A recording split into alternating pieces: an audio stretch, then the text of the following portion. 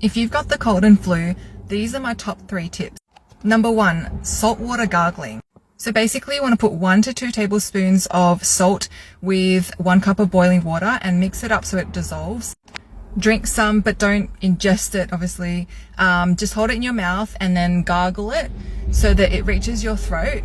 And this helps to clear out like mucus. And then once you're done, spit it out and repeat the process 2 to 3 times. So you should still have some salt water left. And what I do with that is put some salt water in my palm and hold it up like a cup. I'd hold one nostril down and I'd sniff that so that some of it would go through. And I know it sounds a bit gross, but it really works. Like if I've got a blocked nose or a stuffy nose, that really helps to clear it out. And I would repeat that with the other nostril.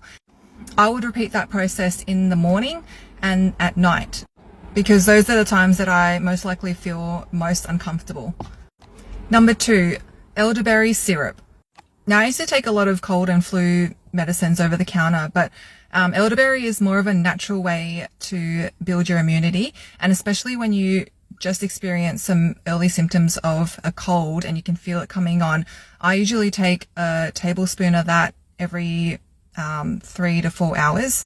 And that helped me to reduce the severity and the duration of my cold. I have a recipe in my previous video. Otherwise, you can have a look on my website, lifeofchild.com.au. It would be under the recipes section. Number 3, lots and lots of sleep, like as much sleep as you possibly can in one go. So I remember one time I felt like I was going to get sick with stuffy nose and sore throat and all that. And I went to sleep for like 16 hours straight, and the next day I woke up feeling fine, like refreshed.